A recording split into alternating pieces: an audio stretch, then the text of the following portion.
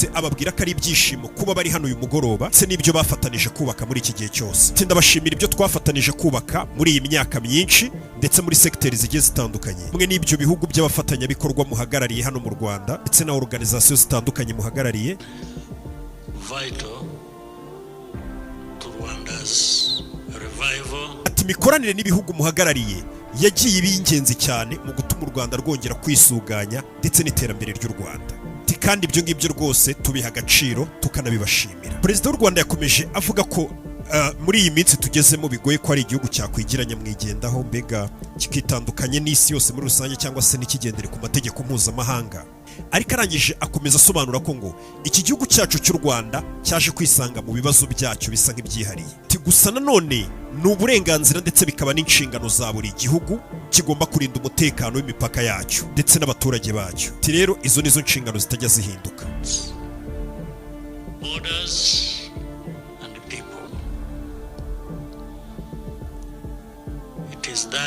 Ariko mu buryo butangaje u Rwanda ni kenshi rwagiye rusabwa kwirengagiza ibishobora guhungabanya, ngo u Rwanda bagiye barusaba ngo rwirengagize ibishobora guhungabanya umutekano warwo ndetse ngo u Rwanda bakarusaba ko rugomba kwirengagiza kwita ku bijyanye n'ubwirinzi bw'igihugu cyabo.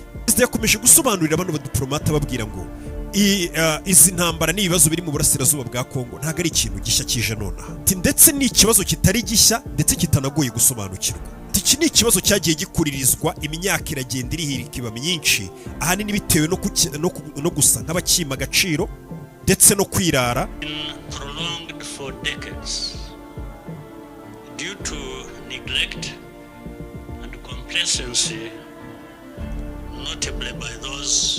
Ahanini bikozwe n'abo ngabo bafite imbaraga. Akomeje asobanura ati umutekano w'igihugu cy'u Rwanda na n'uyu munota ukomeje guhangayikishwa cyangwa se kubangamirwa no kubaho no kuba FDLR hari muri kano kanya.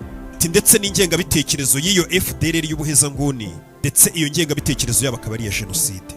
Noneho ikibabaje ugasanga iyo FDLR niyo ngengabitekerezo yabo ya jenoside, ugasanga muri kano karere hari abantu bakishyigikiye cyangwa se bashyigikiye iyo FDLR n'ingengabitekerezo yabo ndetse no hanze y'akarere, ndetse ibyo bakabikora mu mayeri menshi no kwiyoberanya. Ati mu myaka y'1900 muri za 90 irangira tujya kwinjira muri za 2000, ati uyu mutwe wa FDLR winjiye mu Rwanda bagaba ibitero bituma ibyo bitero bihungabanya cyangwa se bitwara ubuzima bw'abarenga ibihumbi bera mu Rwanda indani. Ati guverinoma ya Kongo yakomeje gushyigikira FDLR babinyujije mu kubafasha mu buryo bwa politike ndetse no mu buryo bwa mikoro cyangwa se bw'amafaranga. Barangije bafata iyo FDLR batangira kuyinjiza no muri zimwe mu nzego za gisirikare za Kongo.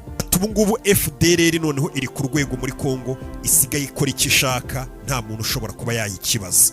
Perezida yakomeje asobanura bari hano ababwira ati iyi FDLR yagiye yataka igaba ibitero ku Rwanda mu bihe bigiye bitandukanye.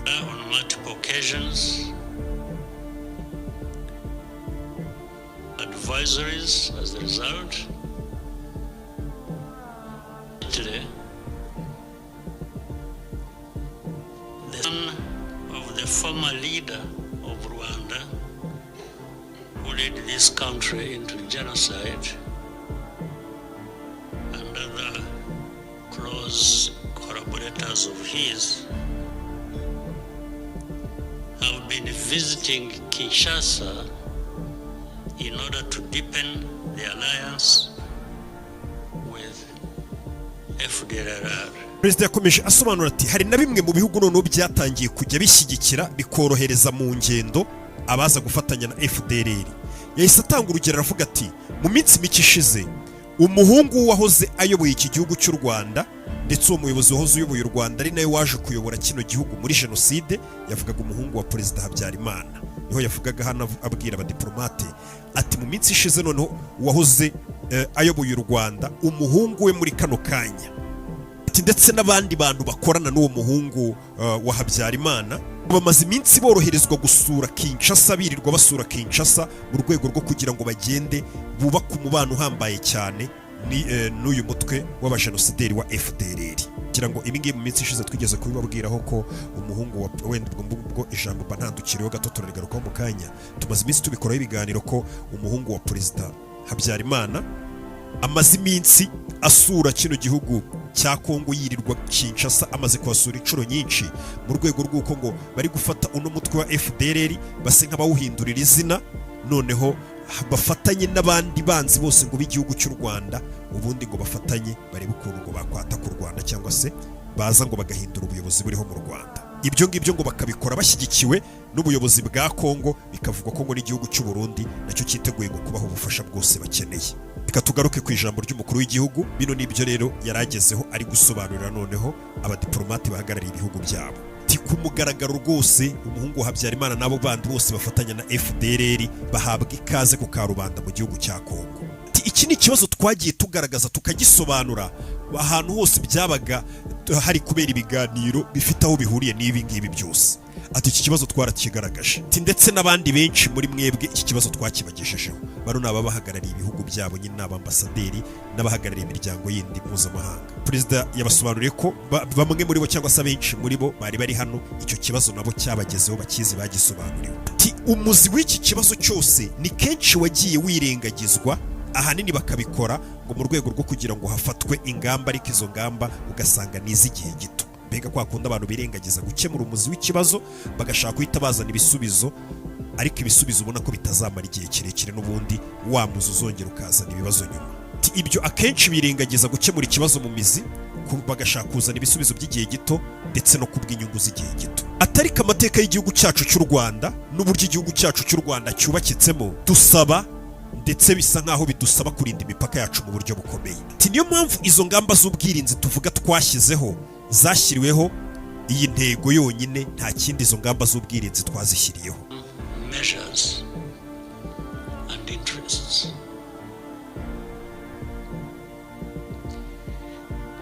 Rwanda, because of its history and its geography, requires. Ati iyo FDLR nk'uko babivuga ntago ari igisirikare cyangwa se ntago ari umutwe cyangwa se abantu batakaje imbaraga, mbega batagikora, ba bantu uvuga ngo nta mbaraga bagifite. Ati ntago ariko bimeze, ahubwo byagezeho noneho yangenga bitekerezo ya jenoside ya FDLR bayikongeza n'indi mitwe yitwaje intwaro, ku buryo byagezeho noneho iyo mitwe nayo itangira gufatanya na FDLR gutangira kwataka abatutsi b'abanyekongo ndetse n'izindi kominote. Niyo mpamvu mbabwira ngo amasezerano y'amahoro yasinywe abagomba guhuza impande zombi ku rwego rungana, cyangwa se amasezerano y'amahoro abagomba kuringaniza impande zombi, ayo amasezerano areba ku rwego rungana. Ndetse n'ishyirwa mu bikorwa ry'ayo masezerano y'amahoro yasinywe biba bigomba gukurikizwa hagendewe ku byo basinye cyangwa se ku byari byanditse. Ati gusa ibyo ngibyo ntago ari byo twebwe turi gucamo cyangwa se ntago ari byo twabonye bikorwa, ahubwo ibyo turi kubona sa nkaho impande zombi zasinye amasezerano, uruhande rumwe ari rwo rumeze nkaho rutegetswe kwikorera umutwaro wose. Mbega nta buringanire buri muri izo mpande zombi zasinye amasezerano. Kugira bisobanuke neza, amasezerano ya Washington yasinywe, twasinye, yashyiragaho kwahitajyaho agahenge, intambara igahagarara, ndetse yagashyirwaho n'uburyo ibyo bintu bigomba kuzakorwamo. Ndetse niyo urebye ibiganiro byari byaragezweho na mbere, usanga ahubwo hari muri hano mu burasirazuba bwa Kongo no mu burengerazuba, atusanga hari hibereye abasirikare benshi b'ingabo z'u Burundi, ndetse n'indi mitwe yagiye itangira kujya ikorana na guverinoma cyangwa se n'igisirikare cya Kongo. Icyo bakoze abo bose bafatanije, batangiye kugenda batangira gushyiraho amabariyeri no kuboroka kominote z'abaturage, maze kuzenguruka abaturage batangira kubarashisha za drone ndetse kubarasira mu kirere no kubarasira ku butaka. Ibyo ngibyo babikoze muri Kivu y'Amajyepfo, ingabo z'u Burundi zifatanije n'iriya mitwe yose ifatanije n'igisirikare cya Kongo. Ati icyo gihe Kongo icyo yashakaga ni ukwimura aho bari bari n'ibirindiro bari barimo mu gihe ako gahenge k'ibiganiro by'amahoro kari gahari. Ibyo byose nibyo byaje gutangiza kiriya kibazo cyo muri Uvira mwabonye. U Rwanda rwari rumaze amezi menshi icyo kibazo rukivugaho rukigaragaza, ariko nyuma ibyo byose bimaze kuba, ahubwo noneho u Rwanda batangiye kuvuga ibitandukanye n'ibyaribereye kuri tele cyangwa se byabaye bya nyabyo. Amakosa yose ibyo byose byahise bifatwa hirengagijwe abaturage bicwa, baborotswe, bashyize ahantu hamwe kugira ngo baturikirize mu kirere no ku butaka. Ibintu byose ngo bahita babifata babyegeka ku gihugu cy'u Rwanda, u Rwanda rwonyine.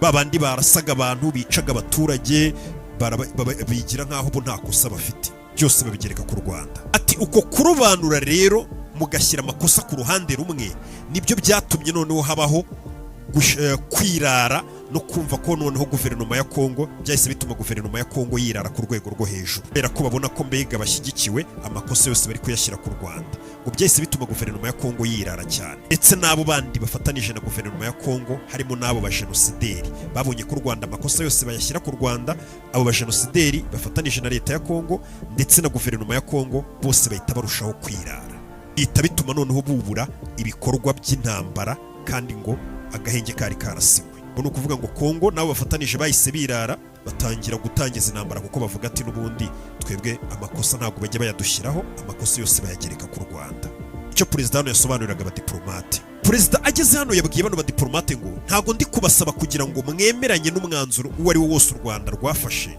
cyangwa se buri mwanzuro wose u Rwanda rwafashe atariko icyo mbasaba nuko buri mpande zombi zose bireba zose zishyirwa ku rwego rungana mbega ntihabeho kubera ntihabeho kubogamira uruhande buri ruhande rwose bireba ubwo ni Kongo n'u Rwanda babishyire ku rwego rungana ntihabeho kubogama kuko aho ibintu bigeze muri kano kanya u Rwanda ruri imbere y'u Rwanda cyangwa se u Rwanda ruhanganye n'amahitamo adashoboka cyangwa se u Rwanda rurasabwa gufata amahitamo adashoboka amahitamo dufite ni uko ngo dushobora kwihanganira gukomeza kubaho kwa FDLR ndetse rwose u Rwanda tukihanganira nuko gukura n'abandi bantu bari kuza gufatanya na FDLR n'ibindi mitwe iri gufatanya na FDLR byose mu Rwanda tukabyirengagiza nk'u Rwanda tukareka FDLR igakura ndetse igakomeza iyo FDLR ikaza igasatira n'imipaka yacu mu Rwanda cyangwa se tugasabwa kwirwanaho noneho twakwirwanaho bakabituziza ngo turi abanyamafuti icyo perezida w'u Rwanda hano yasobanuriraga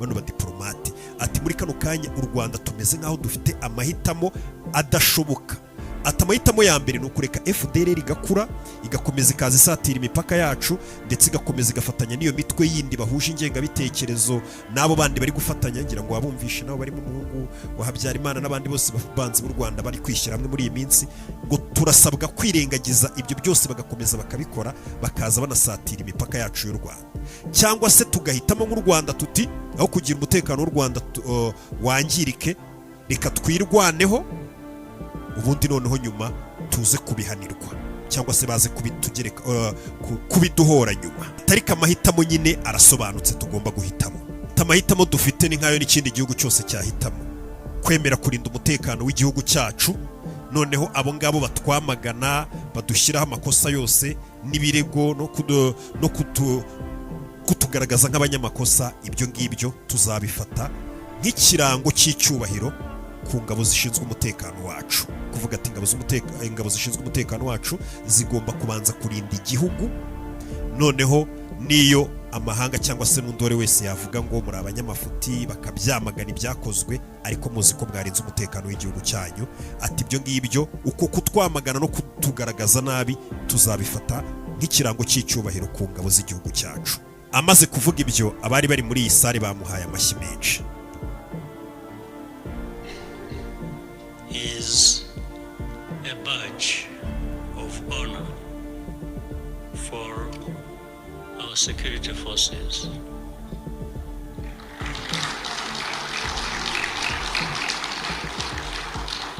Ndetse icyo cyubahiro ni icyubahiro kitapfa gukurwaho n'icyo ari cyo cyose cyangwa gisibangane kizaba kiri ku ngabo z'igihugu kuko zarinze umutekano w'igihugu icyo cyubahiro ingabo z'igihugu zizakigumana nta kintu cyabasha kukibambura icyo ari cyo cyose kizaguma ari igice cyacu ndetse ni nako bizahora mu bihe byiza n'ibihe bibi twanyuramo ariko ingabo z'igihugu zizi ko zarinze igihugu tuzabinyuramo icyubahiro cyacu tuzakigumana nta kizakitwambura atariko nimubifate uko bitari perezida niko yamikomeje asobanurira bari hano ati nimubyumva uko bitari u Rwanda ni igihugu gishaka amahoro ariko turashaka ya mahoro ya nyayo kandi ya mahoro azaramba rwego rwo kugira ngo twubake ejo heza h'igihugu cyacu turashaka gufata politike mbi yahahise tukayisiga inyuma yacu teka ryose perezida yakomeje abwira bari hano ati igihugu cyacu cy'u Rwanda cyiteguye gukuraho izo ngamba z'ubwirinzi atariko ibyo tukabikora ari uko igihugu cya Kongo cyabanje kuzuza inshingano zabo uko babyiyemeje mu masezerano ya Washington abanyekongo bakabisinyira kugira ngo ubwo ngaho yahise yikomereza ariko murabyumva nyine Kongo n'ubundi yasinye ko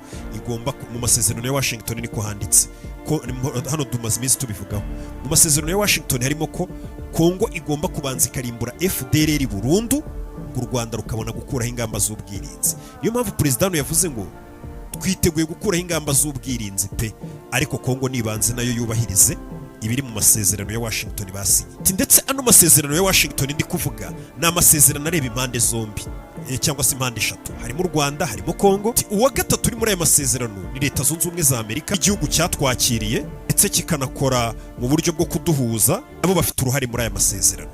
Rero biratangaje kuba no masezerano ya Washington yasinywe agasinywa n'ibihugu bitatu, Amerika, u Rwanda na Kongo, kuba mwiteze ko uruhande rumwe ari rwo ngo rugomba kuzuza ibyo rwasinye, izindi mpande ebyiri ntizuzuze ibyo zasinye. Sinumva rero icyo twakwitega kuri aya masezerano, nimba bumva ko muri aya masezerano yasinyiwe Washington u Rwanda ari rwo rwonyine rugomba kubahiriza ibiri mu masezerano.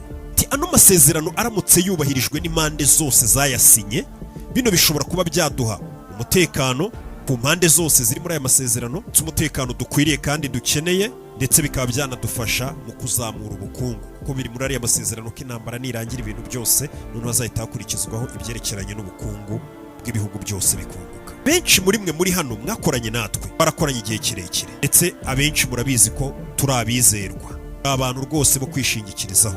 Murabizi ko u Rwanda turi igihugu tuvuga ibintu tukabikora, ndetse imvugo yacu niyo ngiro. Butsaga abahagarariye ibihugu byabo hano ati abahagarariye ibihugu byanyu hano mu Rwanda n'abahagarariye imiryango ati murabizi ko twagiye dukorana mu bintu byinshi, ati ndetse mwagiye mubibona ko turi abantu tuvuga ibintu tukabikora, imvugo yacu ariyo ngiro. Yakomeje kwibutsa ati impamvu umubano wanyu cyangwa se umubano wacu nk'u Rwanda n'ibihugu muhagarariye n'imiryango muhagarariye, impamvu umubano wabashije kubyara iyo mikoranire n'ubwo bufatanye byabashije kubyara umusaruro, ni ukubera ko ahanini byari bishingiye kuri politike yacu y'umutekano ukomeje kugumaho mu myaka irenga 30 ishize. Yakomeje abwira ati igihugu cyacu cy'u Rwanda dufite uburyo dukomeyemo mu buryo bwacu, cyangwa se ni igihugu gikomeye u Rwanda mu buryo bwacyo bwihariye. U Rwanda dufite uburyo ari igihugu gikomeye kubera ko twibara nk'abanyantege nke. Twibara nk'abanyantege nyinshi kuko turi abanyantege nke, bitewe kuko twibara nk'abanyantege nke bitewe n'ingengabitekerezo y'urugomo se n'iby'amoko, ngura ry'amoko, cyane cyane iyo urwo rugomo n'ivangura ry'amoko biri guturuka yaba mu buryo buri direct cyangwa se mu buryo buri indirect, ugasanga bishyigikiwe n'andi maguverinoma. Ati ibyo bintu rwose bitugira abanyantege nke, icyo kintu ugomba kugikumira. Twihaye isezerano ko tutazongera gusubira muri ya minsi y'umwijima, iryo sezerano nk'u Rwanda twihaye, icyo ni ikintu tutazigera dutezukaho. Niyo magambo perezida yababwiye, ati twihaye isezerano ko tutazasubira muri ya minsi y'umwijima, ati iryo ni intego tutazigera cyangwa se isezerano tutazigera tuvaho na rimwe. Your country, Rwanda, is not wealthy enough. You don't have enough of the resources that the world needs. There are minerals, forests, all kinds of things. So then I said, okay, but Perezida hari aho yageze aravuga ati hari aho igihugu cy'u Rwanda ntago mufite umutungo uhagije isi ikeneye, yaba amabuye y'agaciro u Rwanda ntago mufite ahagije, yaba amashyamba n'ibindi byose nyine mufata nk'imitungo ihambaye. Nanjye nkabasubiza nti ese noneho biraza gutuma mfatirwa ibihano kubera yuko ntafite ubukungu buhagije? None rero ni iki abandi bakoze kugira ngo ibihugu byabo bibe bifite ubutunzi ngiye nigeze nkora? Ibyo ngibyo bikaba bigize icyaha. Imbere barabanje barambwira ngo ntago ndi umukristo bihagije, nyuma barambwira noneho ngo ntago igihugu cyawe gitunze amabuye y'agaciro cyangwa se n'ubundi butunzi buhagije. Bivuze ngo ibyo bintu byombi iyo bishyize hamwe, ibintu bishobora kuduteza ibibazo, bishobora kunteza ikibazo ku giti cyanjye, ndetse bigateza n'ikibazo igihugu cyanjye kuba kidatunze amabuye menshi ahagije. Ibintu bishobora kudushyira mu bibazo cyangwa se bikaba byanahindura imyanzuro abandi bantu badufatira cyangwa se uko abantu batubona.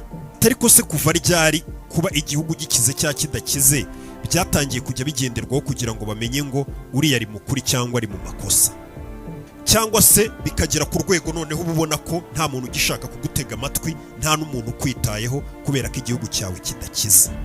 Nanjye ahubwo ni nabyo nakifuje pe, ko batanyitaho, batananyumva, bataza no mu byanjye rwose pe, bakigira nk'aho batananze, ati ibyo bintu byaba ari byiza, kuko icyo gihe byaba bisobanuye ngo bari mu byabo, nanjye ndi gukora ibyanjye, ntawitaye ku wundi, nta n'uwinjiye mu by'undi, kuko nta muntu rwose uba ukeneye iyo attention n'ubundi izi kwibutsa ngo ntago uhagije muri ibi ntago bifite bihagije, ariko se n'ubundi aho kugira ngo uzumbwira ngo ibi ntibihagije mufite, ntimuhagije muri ibi, ibyo bintu nuko gusa nk'utwitayeho gatonya ntacyo bimariye, nawe ntacyo bikumariye, kuko ubundi wangiza igihe cyawe gutyo, wangiza igihe cyawe unekerezaho.